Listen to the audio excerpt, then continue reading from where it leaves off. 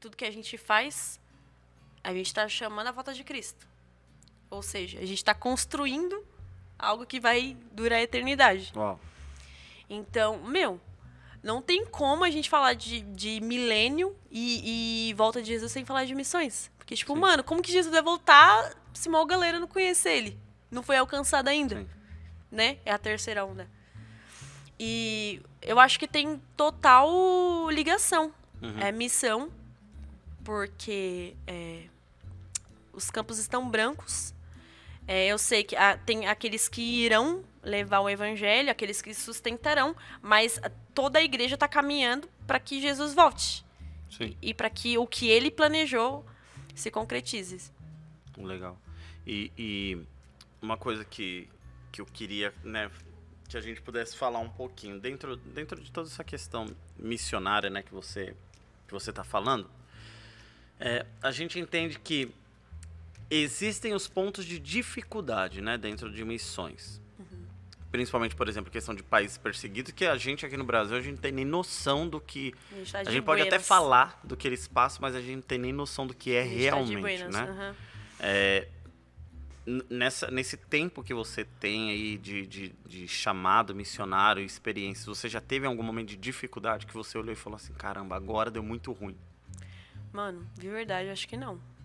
Foi tudo muito Por enquanto, acessível assim, pelo Espírito. Aqui nós somos. Eu, de verdade, juro, sendo bem sincera, eu tenho certeza absoluta que eu vou sofrer perseguição. E não vai ser aqui no Brasil. Sério? Tenho certeza. Então, tipo assim, mano, eu quero ser preparada o nível de resistir, mano. Eu quero resistir até o final. Mas eu acho que a disposição de ser preparado, eu acho que isso é o que fala. A gente pega a história não, né? O relato lá de Pedro, né? Quando Jesus, ele fala assim, quem estão dizendo que eu sou? E aí, falam que é profeta, falam que é Elias e tal. Ele fala, e vocês? Quando Pedro, ele tem a revelação, e ele fala assim, tu és Cristo, Filho do Deus vivo. Pedro, através de uma revelação do Espírito Santo, o que ele entende? Ele entende o chamado de Jesus, porque ele não fala, você é Jesus. Ele fala, tu és o Cristo. E Cristo significa Messias, significa aquele que padece, aquele que se entrega por muitos. Então ele reconhece o chamado e propósito, através dessa revelação de Deus, né? Ele fala, tu és o Cristo. E ele reconhece de onde ele veio. Ou seja, qual que é a tua linhagem, qual que é a tua essência, qual que é o teu DNA. Então você não é filho de José, você não é Jesus, filho de José. Tu és o Cristo, filho do Deus vivo. E o que é interessante é que a resposta de Jesus é muito similar a de Pedro. Porque ele começa falando assim, e tu és Pedro Bar-Jonas, né? Pedro, filho de Jonas. Só que Jesus começa a apresentar agora Pedro, depois dessa revelação, de uma outra forma. Ele fala assim, tu és Simão, né? Filho de Jonas, e não foi carne nem sangue que te revelou, mas meu Pai que está no céu. Por isso eu digo que tu és Pedro. E aí, no momento em que Pedro tocou a essência de quem Jesus é, Jesus vai e toca a essência de quem Pedro é. E ele fala, você é Pedro. E sobre essa verdade de revelação que você teve, eu vou firmar a minha igreja sobre essa rocha, que é essa revelação de quem eu sou. Só que o que é mais louco é que Pedro, ele significa fragmento de pedra. Né? E aí, por que eu tô falando isso? Porque a história de Pedro, quando a gente vai ver, ela se resume a uma pedra que pode ser uma pedra de tropeço ou uma pedra que faz parte da rocha, entende? E a gente vai ver no decorrer da história de Pedro que Pedro ele se torna muitas vezes pedra de tropeço. Ou ele é tentado a ser uma pedra de tropeço. Quando Jesus fala que é necessário que eu morra, ele fala, não, você não vai morrer. Ou quando Jesus fala, Pedrão, você vai me negar, e ele fala, não vou, eu vou contigo até a morte. Então, assim, em diversos momentos, Pedro ele vai se tornando, para alguns, talvez, pedra de tropeço. Até que, quando Jesus ele ressuscita e as mulheres vão até o túmulo, o anjo aparece e ele vai falar assim, olha, avisem para os discípulos e a Pedro. Porque provavelmente ele falou assim, mano, eu fiz muito errado, então assim, eu nem mereço estar junto com os caras.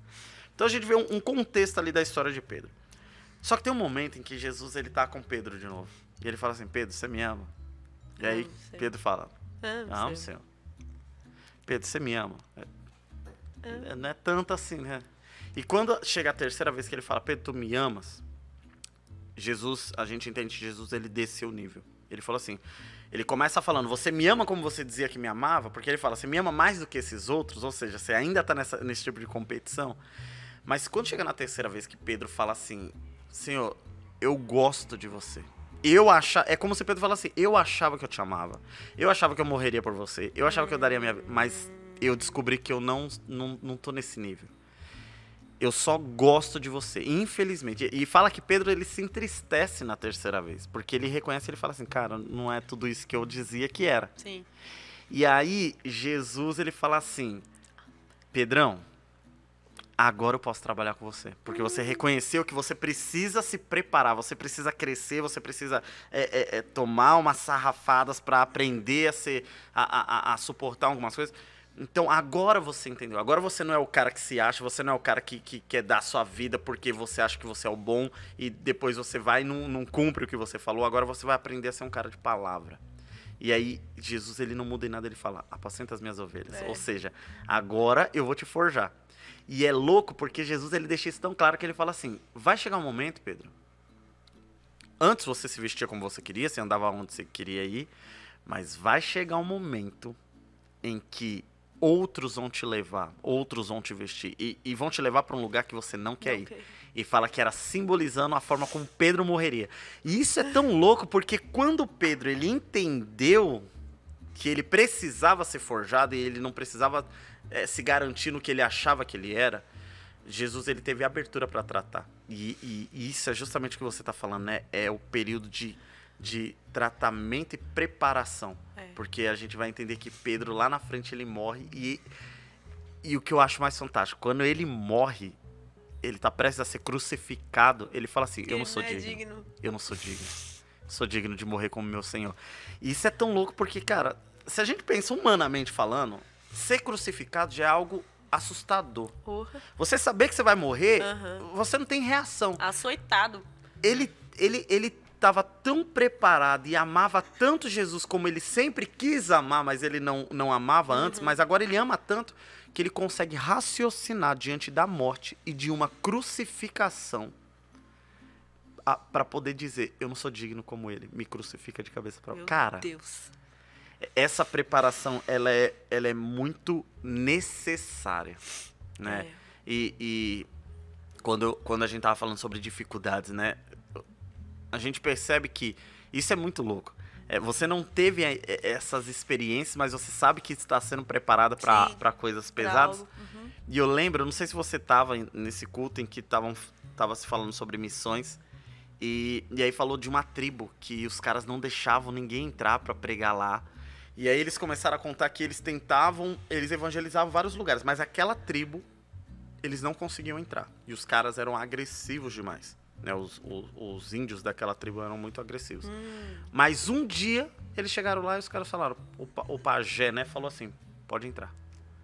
E aí eles, mano, como assim? Eles nunca deixaram, será que é pegadinha? Será que os caras vão pegar a gente aqui, vai matar a gente? O que tá acontecendo?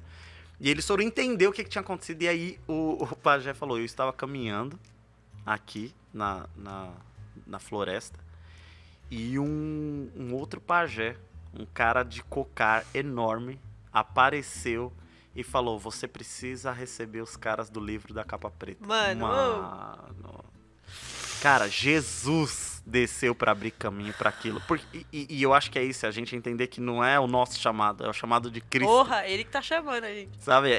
E nós somos só privilegiados de fazer parte. Eu falo, cara, Jesus podia dar uma de Thanos, instalar o dedo e resolver tudo. Real.